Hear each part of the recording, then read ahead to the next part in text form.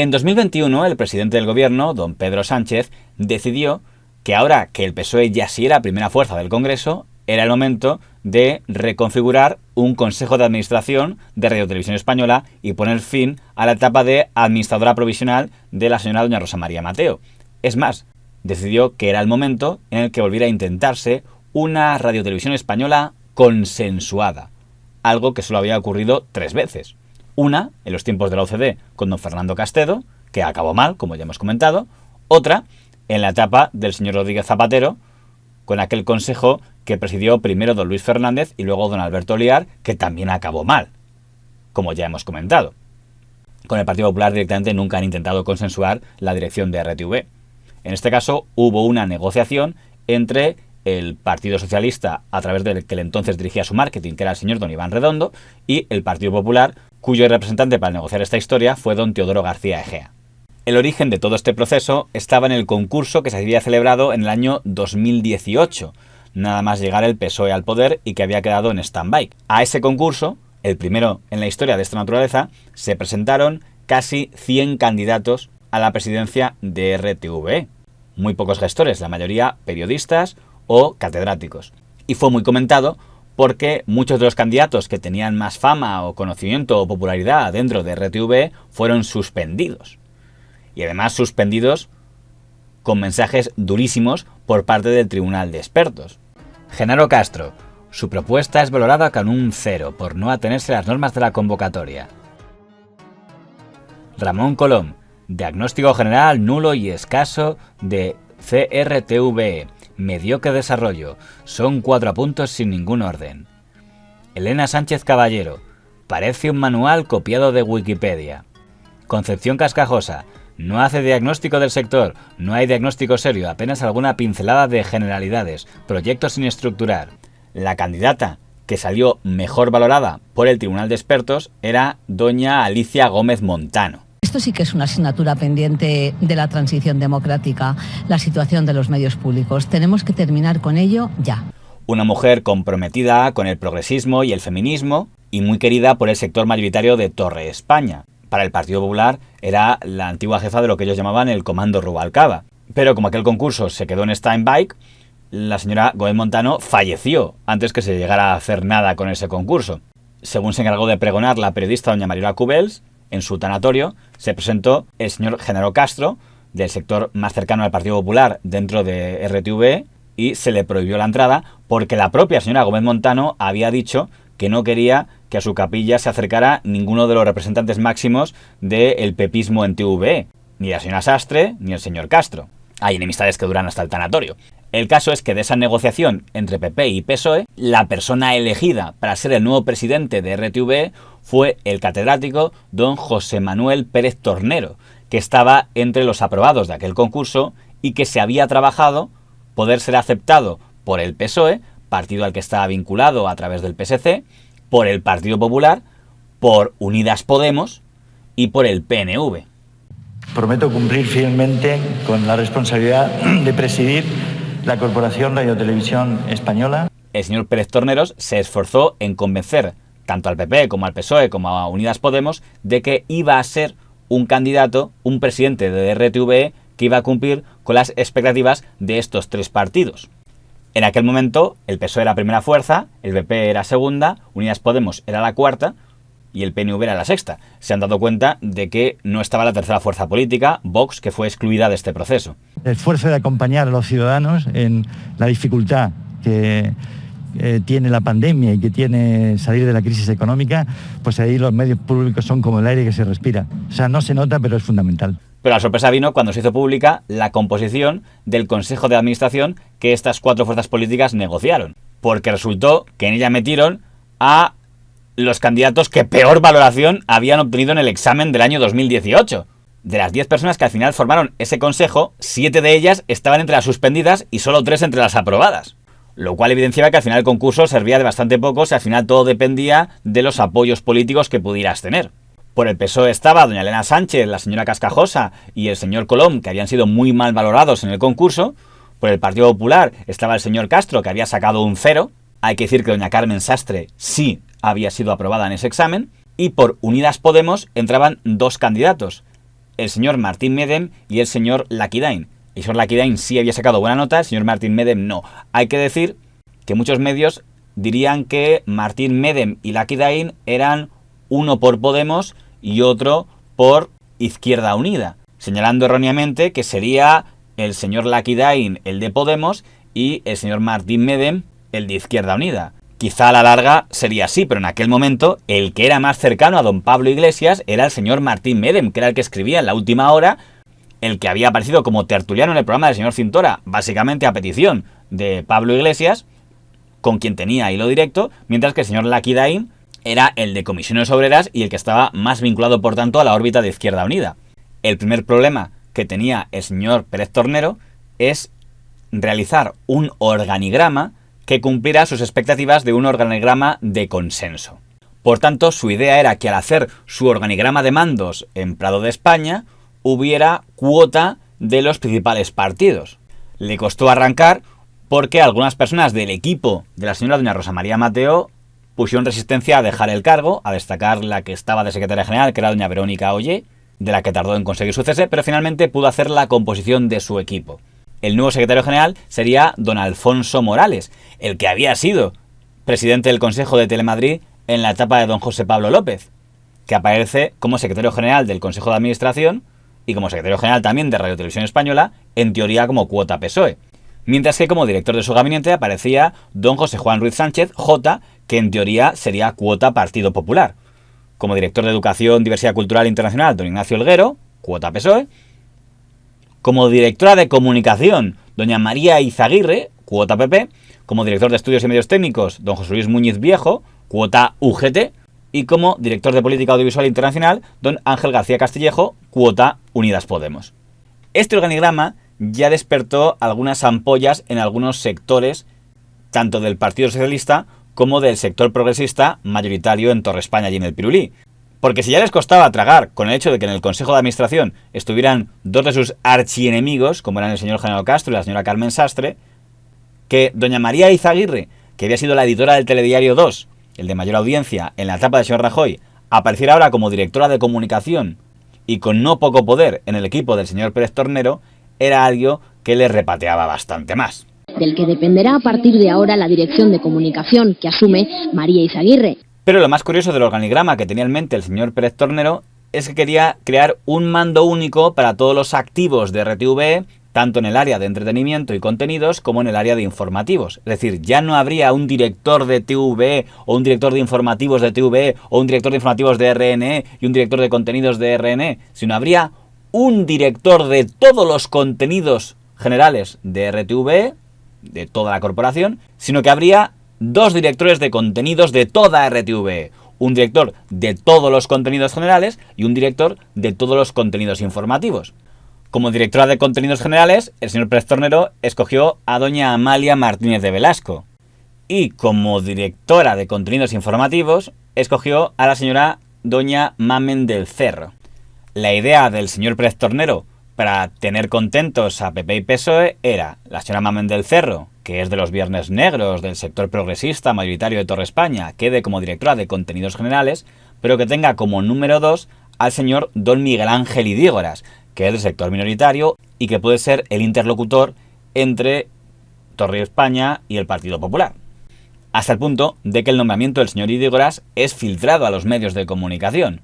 Pero nunca se producirá, porque aquella idea que tenía el señor Pérez Torneros de que la redacción de informativos fuera una redacción serrucho, con alguien de tendencia progresista y alguien de tendencia conservadora en cada uno de los equipos, no convenció a la señora doña Mamen del Cerro, que además puso como condición para aceptar el cargo que le dejaran elegir a ella su número 2 y que ese número 2 tenía que ser ni más ni menos que don Miguel Ángel Sacaluga, el otro líder histórico del llamado Comando Rubalcaba. Ante la negativa del señor Pérez Tornero, la señora Mamen del Cerro renunció a ser directora de contenidos informativos, sin llegar incluso a tomar posesión, lo que obligó al señor Pérez Tornero a buscar otra opción. Finalmente la encontró y el elegido fue el señor Esteve Crespo. El señor Esteve Crespo había formado parte del equipo del señor Fran Llorente como jefe de Nacional y por tanto fue aceptado en la votación del Consejo de Informativos, en la que cada vez iba votando menos gente, y aunque se negó a aceptar un número 2 de cuota, digamos, más próxima al Partido Popular, sí aceptó tener hilo directo con el señor Jota, el director de gabinete, que tenía línea directa con el Partido Popular. En ese momento los informativos de RTVE pasaban por el peor momento de su historia. El liderazgo en audiencia lo tenían los de Antena 3 Noticias con el señor don Vicente Vallés a la cabeza, y la segunda posición los de Telecinco con el señor Piqueras. Ellos habían caído a la tercera posición, algo que no había pasado nunca en la historia de RTVE. En aquel momento existía todavía ese extraño cargo que había creado la señora Rosa María Mateo de un director de información y actualidad, que era el señor don Enrique Hernández, y que tenía como programas estrellas el de doña Mónica López y el de don Jesús Cintora, que era básicamente un programa de broncas políticas. Eso sí, con una presencia de tertulianos muy antipeperos entre su plantilla. La incidencia a 14 días está bajando, sí. La incidencia en los hospitales está bajando también. No, está controlándose. una pregunta, si me permitís, una pregunta que es muy sencilla. ¿La incidencia es preocupante? La incidencia, claro que es preocupante. Gracias. ¿Cómo vamos a decir que no es una incidencia preocupante? Pero podemos decir, Jesús, que la incidencia está bajando también, ¿no? O sea, quiere decir, una cosa lo que no puede ser es que no haya medidas. La incidencia Si no es hay preocupante en Navarra, Venga, Gloria, por favor, termina. Si no se toman medidas, porque resulta que hay comunidades que sí que toman medidas y realmente la incidencia baja. La incidencia y el problema, Fátima, por favor, Fátima, dejas un ratito. el problema Gracias. es que no se puede mantener sin tomar medidas y responsabilizando al gobierno central lo que serían las medidas que hay que tomar en la comunidad. Para que veáis, vais a ver cómo esta situación, y dale otra vez con la incidencia que va, pues sí que baje, pero tiene que bajar, ojalá baje muchísimo, porque entre tanto hay gente en los hospitales. En aquel año 2021 se producen elecciones para la presidencia de la Comunidad de Madrid, para la Asamblea de Madrid, que es el estreno del señor Pérez Tornero. Y uno de los candidatos es don Pablo Iglesias, que viene de ser vicepresidente del gobierno. Voy a presentarme a las elecciones del próximo 4 de mayo en la Comunidad de Madrid. Madrid necesita un gobierno de izquierdas y creo que puedo ser útil ayudando a ganarlo y liderándolo. Y que es candidato a la presidencia de Madrid por Unidas Podemos, que en aquel momento tenía una intención de voto en Madrid mucho más baja que la de PSOE, PP, Más Madrid o Vox. El equipo de informativos del señor Pérez Tornero, que acaba de llegar, se encuentra en esa campaña con un ataque directo de Comisiones Obreras, que considera que Radio Televisión Española, en un comunicado, está haciendo campaña contra Podemos y está boicoteando a Podemos en aquellos comicios porque solo dedica 6 segundos a Podemos en cada pieza informativa de la Comunidad de Madrid. Entonces, Mónica, el sindicato Comisiones Obreras ha denunciado cómo están trabajando los informativos y los programas de televisión española, los trabajadores de esta casa. Yo creo que los políticos tenemos que tener capacidad de autocrítica, pero si Comisiones Obreras denuncia algunas cosas que se están haciendo aquí que son impresentables, yo creo que un poquito de autocrítica también hay que tener, porque esta televisión la pagan todos los ciudadanos. ¿Y quiénes eran los líderes principales de Comisiones Obreras en Televisión Española? Uno sería el mencionado don Roberto Laquidaín, que en ese momento había pasado a ser consejero de Unidas Podemos en RTVE, y la secretaria general de Comisiones Obreras en RTVE es la señora doña Maite Marín, cuyo hijo era don Santiago Jiménez Marín, jefe de gabinete de don Pablo Iglesias, que seguro que sería casualidad. Pero si Comisiones Obreras denuncia algunas cosas que se están haciendo aquí que son impresentables... Por cierto, el que haya repasado quiénes van a ser los nuevos consejeros de Podemos en RTVE se ha dado cuenta de quién va a representar ahora a este partido en RTVE. En todo caso, los informativos de entonces emitieron una pieza para responder a aquellas acusaciones. La ley dice que la duración de la información destinada a cada partido se ajustará proporcionalmente a los resultados de las últimas elecciones equivalentes. De esta forma, cada partido deberá tener más o menos presencia en los espacios informativos dependiendo del anterior resultado electoral. Siguiendo este criterio, durante los 15 días de campaña en Madrid, al PSOE le corresponde el 28,03% del tiempo total, al PP el 22,73%, a Ciudadanos el 19,70%, a Más Madrid el 15,15%, a Vox el 9,09% y a Unidas Podemos el 5,30%.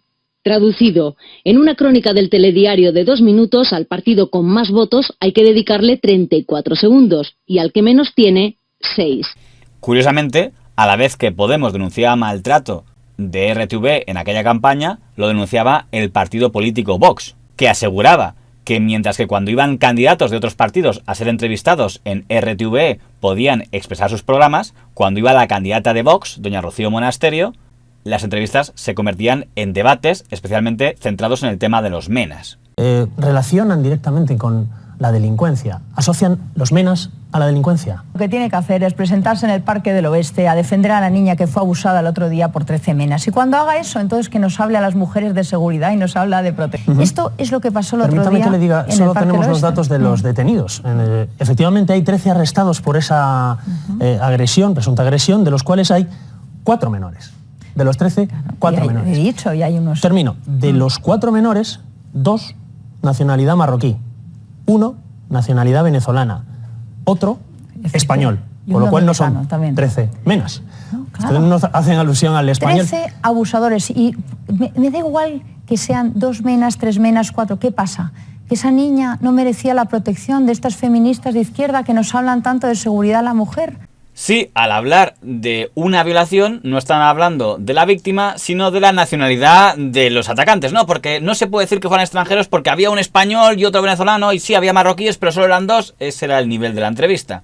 ¿Qué pasa? Que de esto no quieren hablar, porque había entre ellos inmigrantes ilegales. O solo hablan de manadas cuando son blancos y españoles, como en Navarra, que entonces sí eran manadas. La entrevista más criticada fue la que le hizo doña Mónica López en el programa La Hora de la 1, porque era una entrevista en periodo electoral y prácticamente en toda la entrevista no pudo exponer su programa electoral, porque la primera parte se centró en si condenaba o no condenaba las agresiones a don Pablo Iglesias y todo el resto en hablar y discutir sobre cómo había que tratar el tema de los menas. ¿Ustedes quieren una España en la que veamos como enemigos a niños?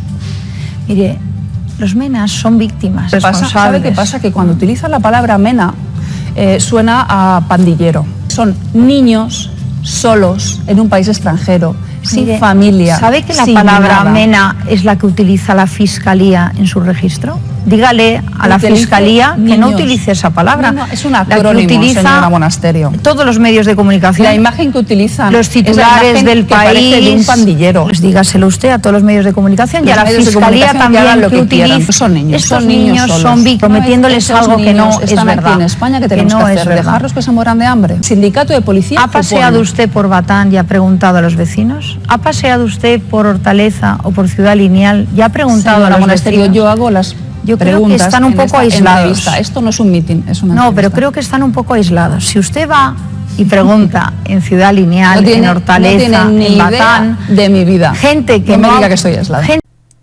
Doña Mónica López consiguió algo que nunca había ocurrido en la historia de RTV, que es que la Junta Electoral condenara una entrevista de Radio Televisión Española por considerar que estaba perjudicando a una de las opciones políticas, en este caso a la de Vox. Poco después de esa entrevista, el señor Pérez Tornero decidió intervenir en La Hora de la 1, apartar a doña Mónica López y poner en su lugar a doña Silvia Inchaurrondo, una profesional de sesgo progresista que aterrizaba en TVE después de haber sido expulsada de Telemadrid por la señora Díaz Ayuso. Pero el gran debate era qué iba a hacer con el más controvertido programa político que tenía en ese momento Televisión Española, que era Las Cosas Claras, del señor don Jesús Cintora. Parece que a algunos presidentes y presidentas se le ha comido la lengua al gato.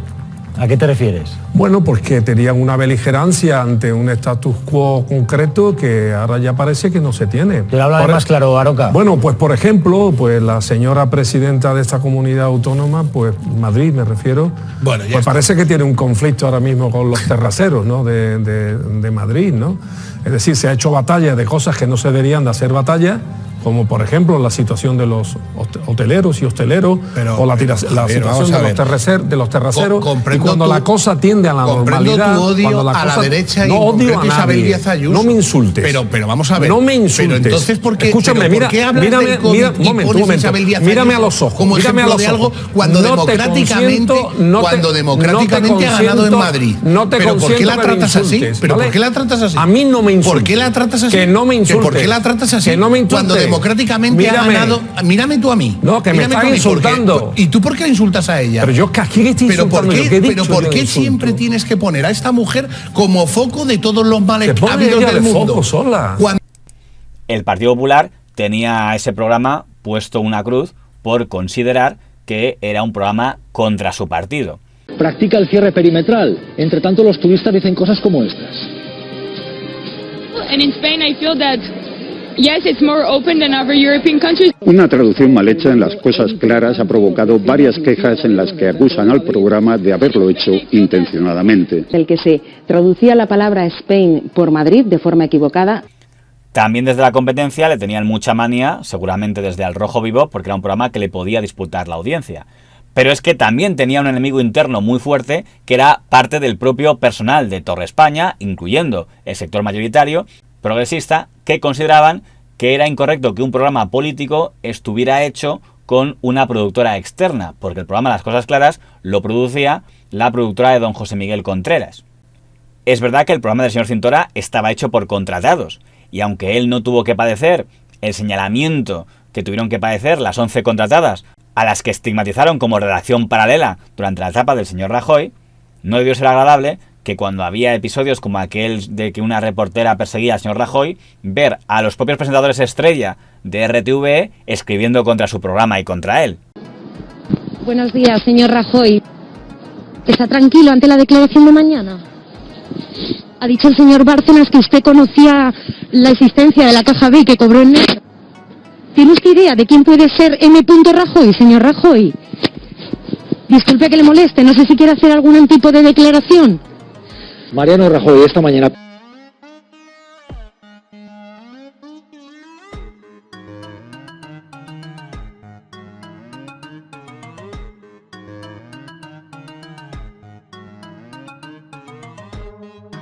El periodismo que tiene que hacer Radio Televisión Española es un periodismo de carácter público, es un periodismo de carácter cualitativamente valioso, es un periodismo que tiene que informar con profundidad. Todo lo que sea banalización, show, espectacularidad, escándalo, no debería estar en la línea de programación en ninguna parte de Radio Televisión Española, pero fundamentalmente en los informativos. Y hay que recordar que la ley exactamente dice que la información es responsabilidad interna de Radio Televisión Española. Les aseguro mi compromiso con esa producción y responsabilidad interna. Finalmente, el Consejo de Administración votó si renovaba o no al señor Cintora y salió a favor de no renovarle, es decir, de echarle, por 8 votos contra 2. Es decir, solo los 2 consejeros de Unidas Podemos, el señor Laquidén y el señor Martín Meden, votaron a favor de mantenerle. Es decir, que los consejeros del PSOE votaron a favor de echarle. Una cosa paradójica es que echaban al presentador, no a la productora, que seguiría conduciendo ese espacio.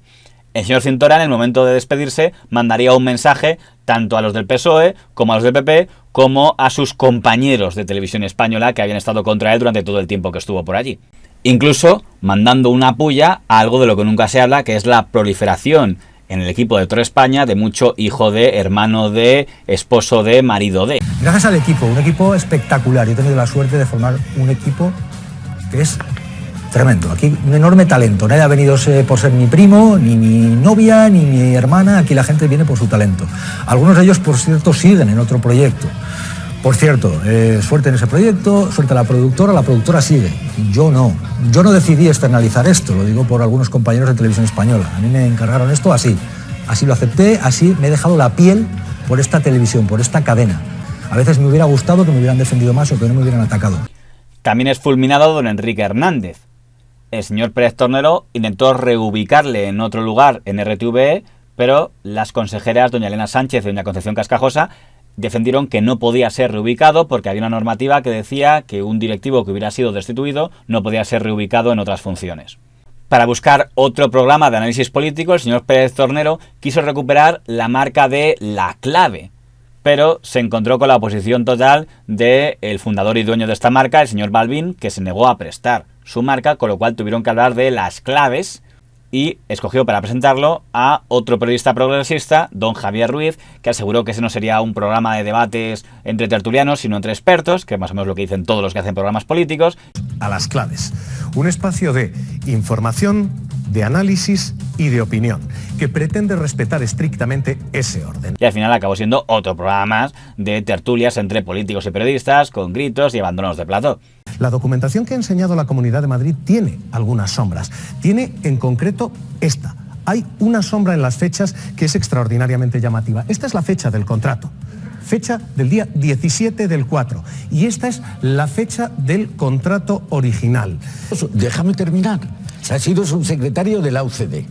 Estoy viendo que esto es un linchamiento del Partido Popular y por tanto, con toda la amistad del mundo, me levanto y me voy. Buenas noches. Buenas noches. Adiós. Buenas noches. Adiós. Adiós, ministro. Señores, a los demás. Otras apuestas de esa etapa fue aquel programa del personaje Mapi, del que tanto se habló durante un verano en RTV.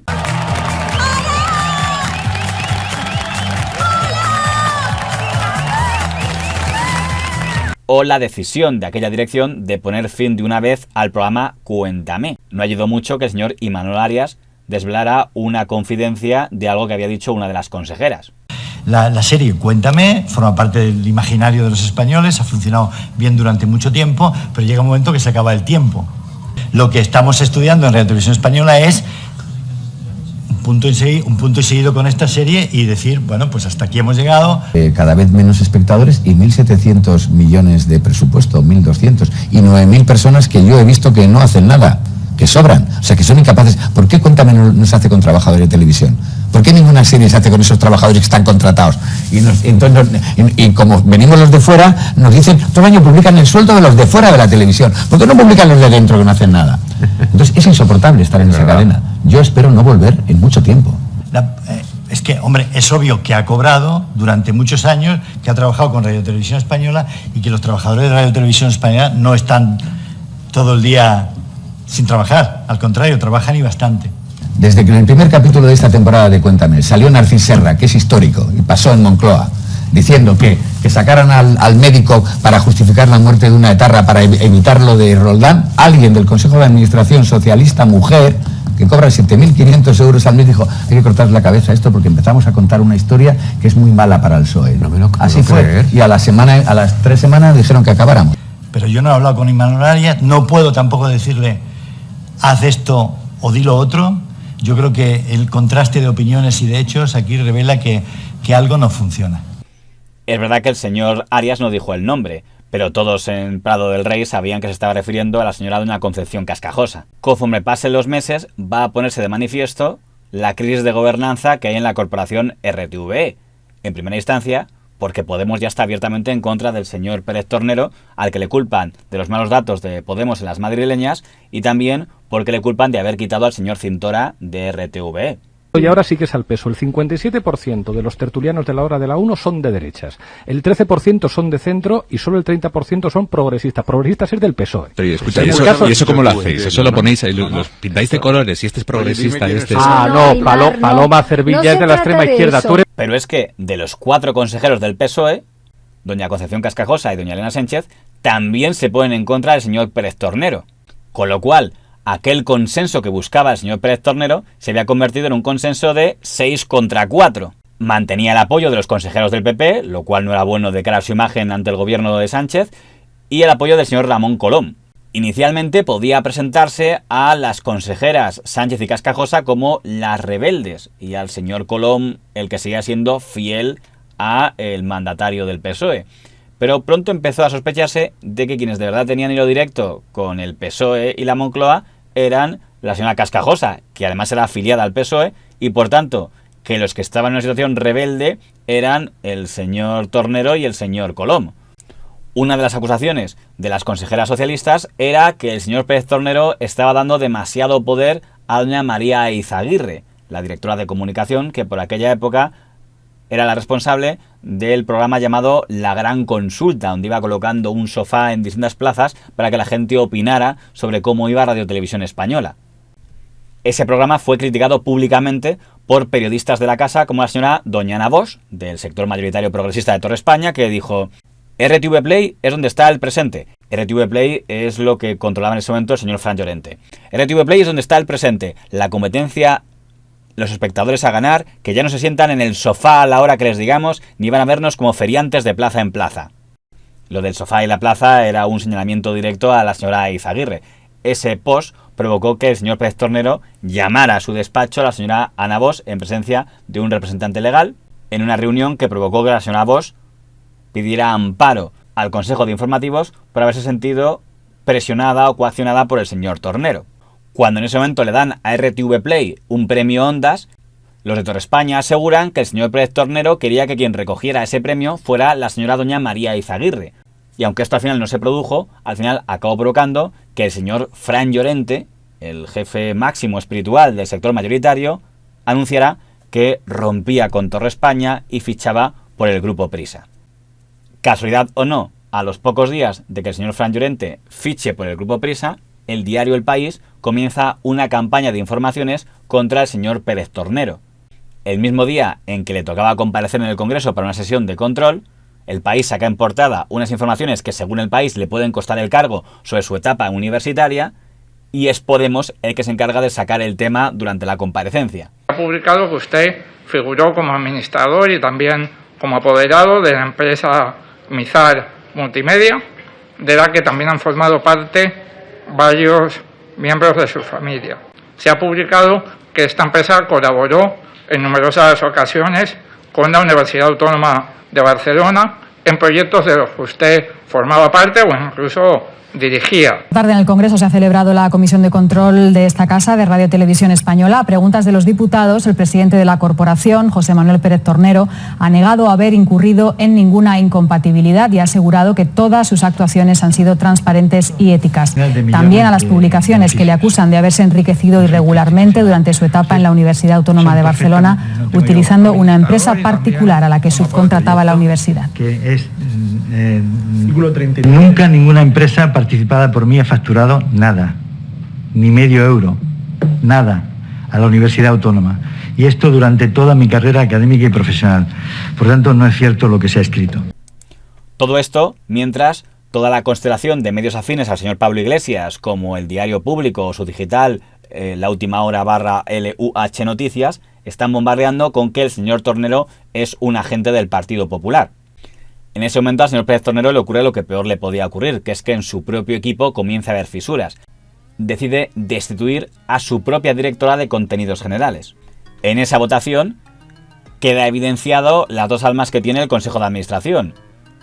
6 consejeros apoyan la destitución de la señora doña Amalia Martínez de Blasco, pero 4 votan en contra, entre ellos doña Elena Sánchez y doña Concepción Cascajosa, que ya se evidencian abiertamente como dos personas contrarias al señor Pérez Tornero.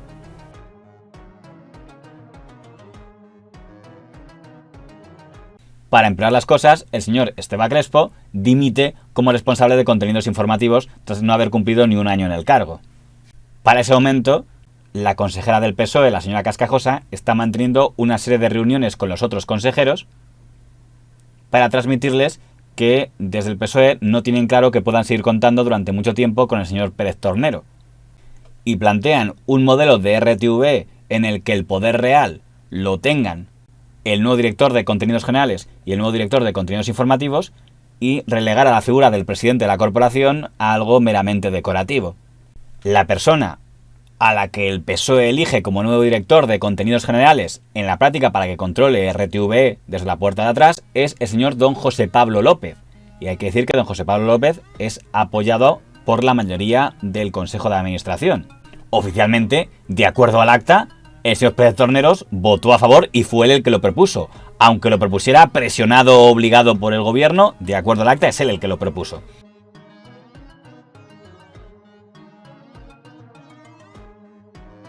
La persona elegida por el Partido Socialista como nuevo responsable de contenidos informativos de toda RTV fue el señor don Josep Vilar.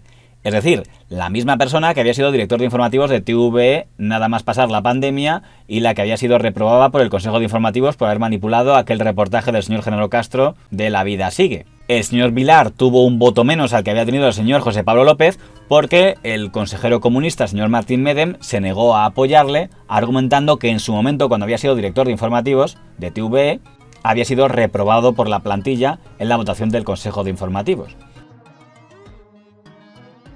Aunque hay que decir que ahora, como director de contenidos generales, se sometió a una segunda votación del Consejo de Informativos y en esta ocasión sí obtuvo la mayoría.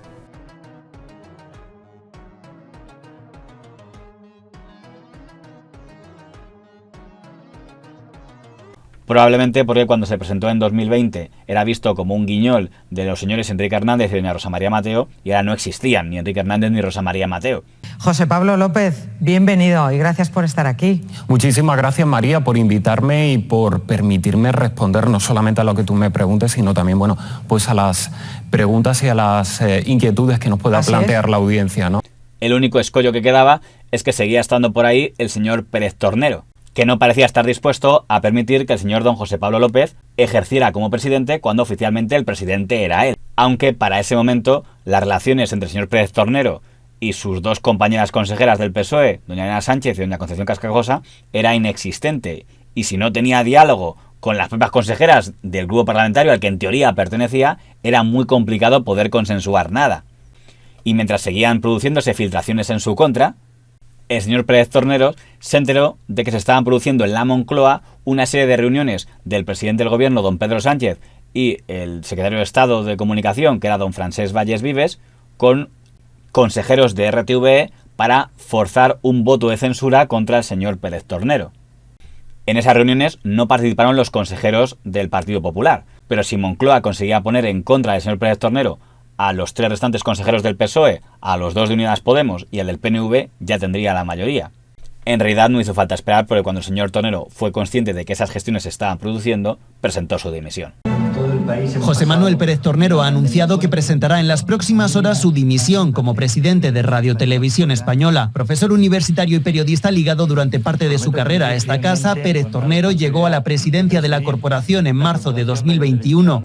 La dimisión del señor Pérez Torneros era, en definitiva, el tercer fracaso consecutivo a un intento de una dirección de RTVE consensuada.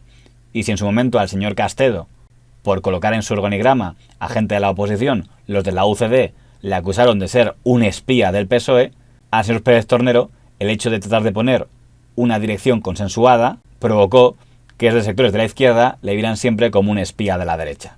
Y creo que es una magnífica noticia que este señor tan facha, que es Pérez Tornero, deje de estar al frente de Televisión Española, y a ver si con un poco de suerte nos aproximamos a una televisión un poco más plural. Creo que la cuestión de la radiotelevisión pública es una piedra angular en la esfera pública democrática.